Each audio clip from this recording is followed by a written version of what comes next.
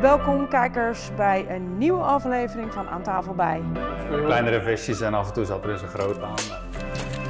Maar het is vooral heel leuk om te doen. En het enthousiasme, dat is vooral het allerleukste. Beste kijkers, welkom bij Aan tafel bij. En die tafel die staat vandaag bij Vive et Qui. En dat is in Biervliet en wij zijn daar heel dankbaar voor dat we hier onze tafel mogen zetten. Dan het onderwerp. Wij vinden het in Zeeuws-Vlaanderen eigenlijk allemaal maar heel normaal dat we procesindustrie hebben. En wat moet ik dan denken? Yara, Dow, de kerncentrale is ook procesindustrie. Wat hebben we nog meer? Nou, heel veel bedrijven. Maar eigenlijk is dat helemaal niet zo vanzelfsprekend. Want daar moet je mensen voor hebben die daar werken. En die moeten ook nog goed opgeleid zijn. Mijn gasten die werken vanuit verschillende disciplines aan eigenlijk het zorgen dat er mensen zijn die in die procesindustrie in Zeeuws-Vlaanderen werken. En dat doen ze met het junior praktijkprogramma. Dat is een aanvulling op de opleiding die er altijd al was. Emiel Duit, welkom. En Ans Verschuren. We gaan eens, voordat we het over het praktijkprogramma gaan hebben, even jullie doopsel lichten. Dat we een beetje weten wat voor vlees we in de kuip hebben. Dat mag. Ans, jij komt uit de bloedgroep Dow. Ja, ik ben werkzaam bij Dow en daar ben ik Apprenticeship Learning Leader. En dat houdt eigenlijk in dat ik het junior praktijkprogramma uitrol binnen Dow. Dus dat wij studenten hebben, dat er opdrachten worden uitgewerkt, dat wij de juiste begeleiding hebben van mentoren. Zodat zij vanaf dag 1 binnen het programma eigenlijk ondergedompeld worden binnen de cultuur van Dow. Oké. Maar je doet vast nog meer. Apprentice Learning Leader. Klopt. Alle stages en zo? Alle stages. En dus ik ben de brug tussen HR, onze personendienst, en de operations. Dus operations en maintenance. Dus ik zorg er eigenlijk voor dat wij... Allemaal Engelse termen. Jullie werken bij Dow. Kun je het ook nog vertalen? Procestechniek en onderhoud van onze plant. Kijk, dankjewel. Klopt. Goed dat je dat tegenhoudt. Okay. Nee, maar ik begrijp wel dat in jullie wereld, en dat zal bij jou dus ook niet anders zijn, Emiel. Want jij bent van, laat eerst introduceren. Van Scalda? Ik ben van Scalda, docent daar sinds 10 jaar. Daarvoor in het bedrijfsleven. Dus ook gewend met Engelse termen, want heel veel gaat in het Engels. Als we praten over een tekening, hebben we het over een PID, Piping and Instrumentation Diagram. Ja, weer Engels. Wow. Dus alles gaat in het Engels bij ons. Ja. Dus ook veel op school.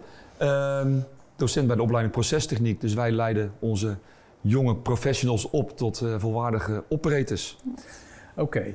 Ik snap dat jullie dus, want jij moet in de opleiding natuurlijk die Engelse termen ook introduceren. Zeker. Want anders komen die studenten bij jou terecht en denken ze van, Ja. Klopt. Waar heb je het over? Maar het zou wel fijn zijn als we voor deze uitzending misschien hier en daar wat Nederlands helemaal goed. We doen ons best. We spreken erover na. Ja. Oké. Laten we naar die inhoud gaan. Hè? Stel, jij zit op een verjaardag en jij moet uitleggen wat het junior praktijkprogramma is. Wat zeg je dan? Nou, heel makkelijk. Eigenlijk de vaardigheden leren in de praktijk met de kennis die ze op school opdoen.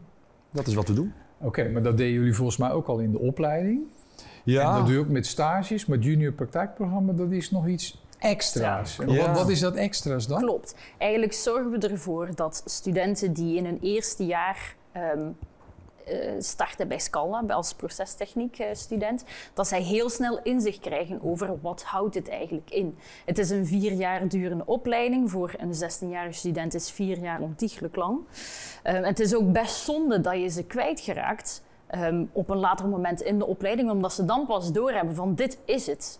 Maar dit is het niet voor mij. Klopt. Dus dat ze heel snel doorhebben dat die klik er is, dat die matching er is. In het begin van oké, dit zie ik zitten om 4 jaar die studie af te ronden, mijn diploma te halen. En dit is de baan die ik ga doen. Komt dat vaak voor, dat studenten, of kwam het vaak voor? Komt het vaak voor dat studenten zeggen na een paar jaar van, ja, maar wacht even, dit was niet waar ik voor getekend had bij het kruisje. Het kwam zeker vaak voor, want wat we hadden inderdaad... Hoe vaak, weet je dat? Ja, als we 30, 40 instroom hebben, dan viel soms 40% uit. Zeg maar 15 in het eerste jaar. Ja, omdat ze gewoon de context misten van wat is nou zo'n omgeving waarin je straks gaat werken. En op school hebben we wel een proeffabriek, maar dat is geen echte omgeving. Het is toch school. Dus ondanks dat we daar een bierbrouwerij hebben en alles kunnen nabootsen, destillatiekolom, we hebben alles staan, zien ze toch echt als school. En toen hadden ze echt zoiets van, dan kwamen ze op een excursie. Oh, kom je nou allemaal tegen?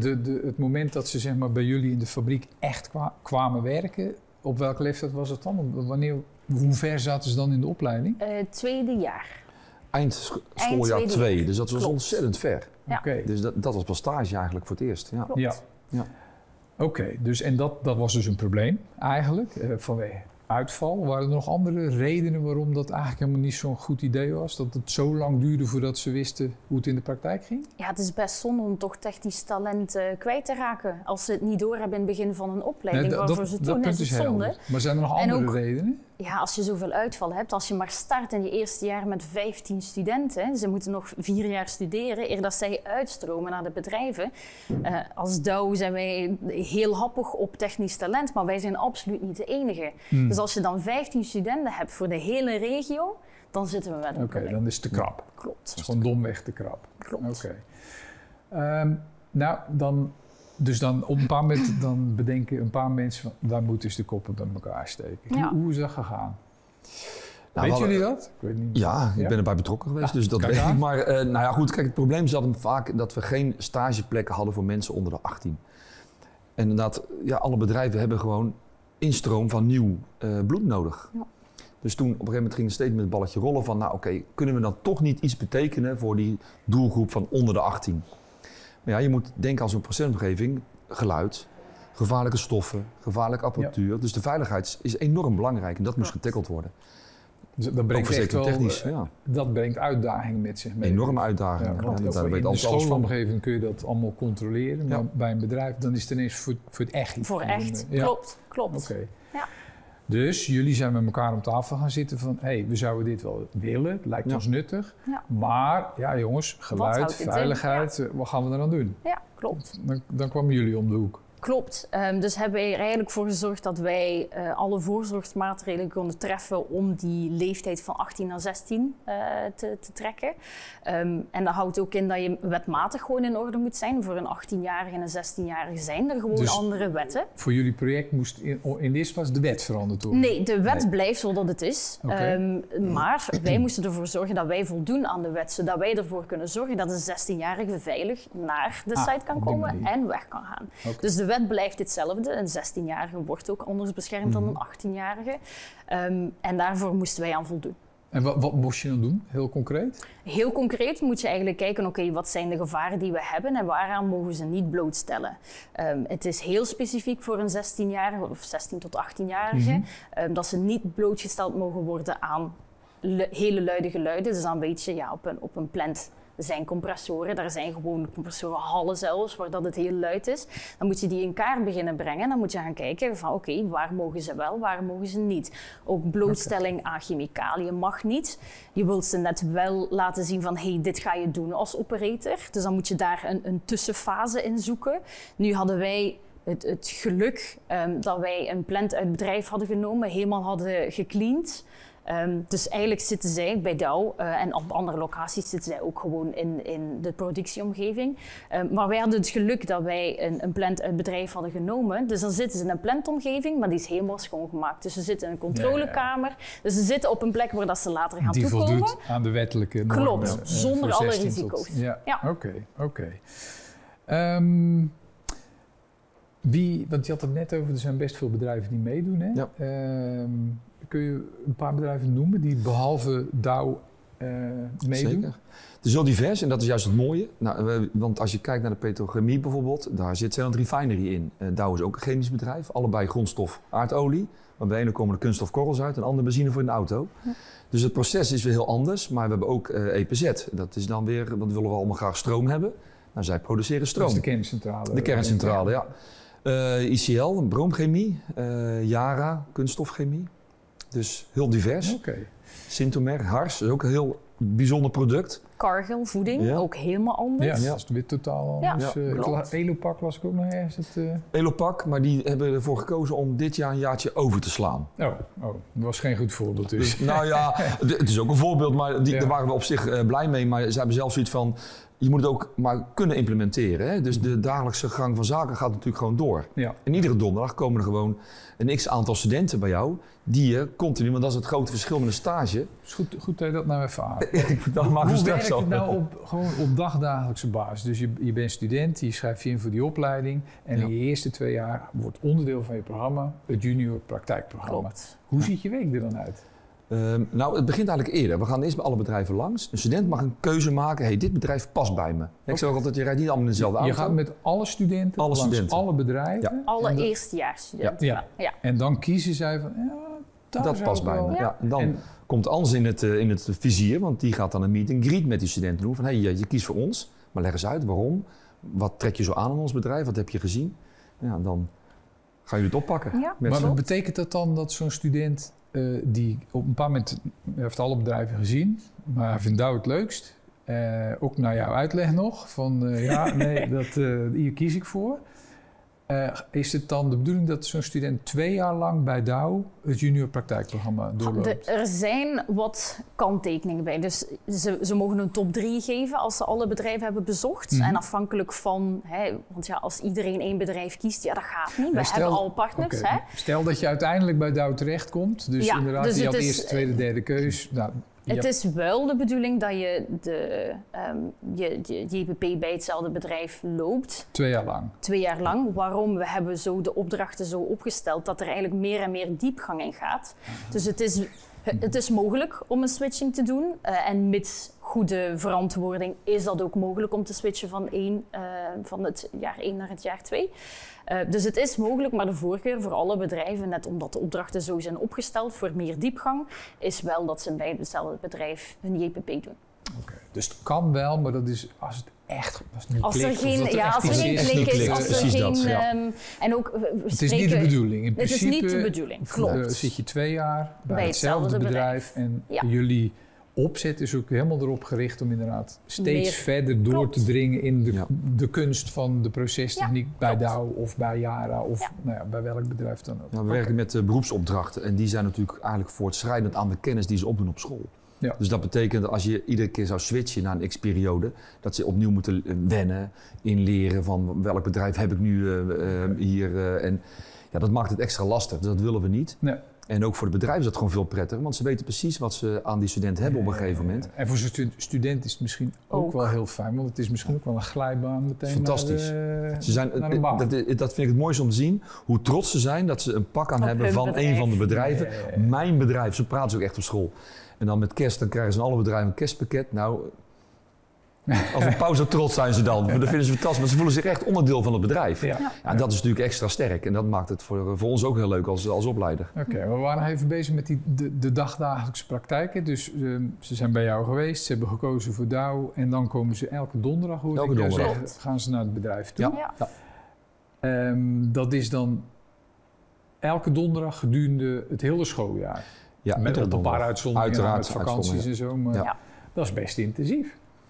Ze kijken er al op maandag al naar uit, maar het is van 9 tot 4, dus het is echt een behoorlijke werkdag voor ze. Maar ja, het klinkt intensief, maar dat ervaren zij ervaren ze minder het hoor. zelf Nee, niet. ze zien het echt leuk, want ze vinden het gewoon mooi om te zien waar gaan we mee werken, waar komen we te werken. Dat vinden ze heel belangrijk. Nog niet eens zozeer wat ze aan het doen zijn op dat moment, maar meer het gevoel hebben bij zo'n bedrijf, de feeling die daarbij hoort. Want procesindustrie is het mooiste beroep ter wereld, zeg ik altijd, wat ze gaan uitoefenen. Iedereen doet het thuis, iedereen krijgt ermee te maken, maar niemand die er weet van heeft. Ja. En op het moment dat je op zo'n bedrijf komt, dan komen ze om 9 uur, maar 8:45 aanwezig zijn. Want we starten om 9 uur, dat zijn heel strikt. Die beroepshouding is ontzettend belangrijk. Is nodig. Normen en waarden, gewoon, doe gewoon, dat is prima. Dus het is veel meer dan enkel daar wat handelingen Even verrichten. aanwezig Het zijn. is Nou, veel opvoeden Het een is beetje. meer, ja, de de cultuur ook Klopt, ja. meegeven. Ja. Oké. Ja. Ja. Even, want jullie stellen in jullie, wat ik ervan ook over kan lezen, want het is helemaal uniek. Is het ook echt helemaal uniek? Het is uniek. Dit bestaat nergens in Nederland? Of? Toevallig vorige week contact gehad met STC uit Rotterdam. Van, joh, kunnen we nog niet eens even gaan zitten, want wij willen dit ook wel. Kijk. Oké. Het is echt uniek. Oké. En niet dat we nou uniek wilden zijn, maar je wil gewoon kijk, je wil een student goed opleiden. Mhm. Ja. En dan heb je elkaar nodig. Ja. Wij hebben bedrijven nodig, bedrijven hebben ons nodig, want anders hebben ze geen instroom.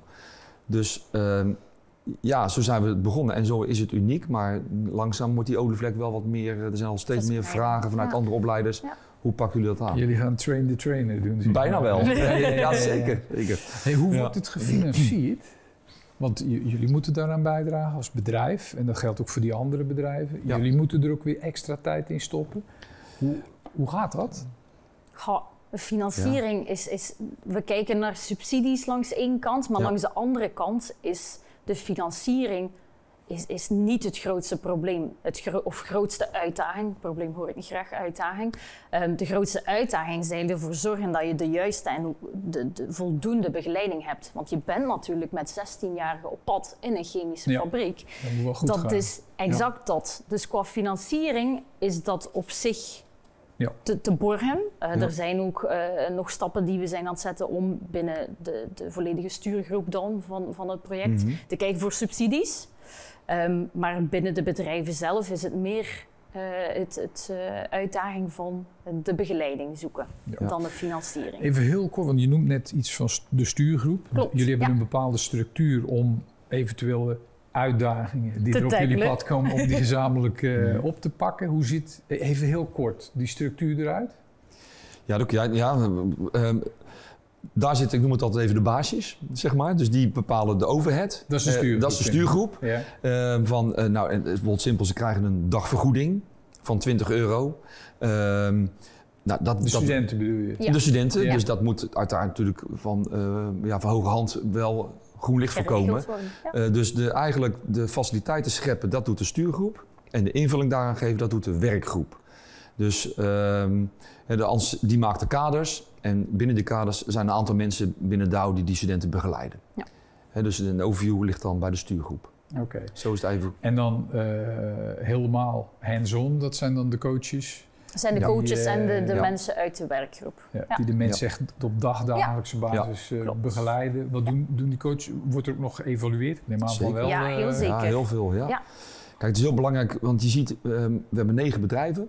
Alle 9 anders. Hè? Want als benoemd net al, zijn we gelukkig een Aminusplant die dan nu stil ligt. Waardoor ze dus in een hele safe omgeving kunnen werken.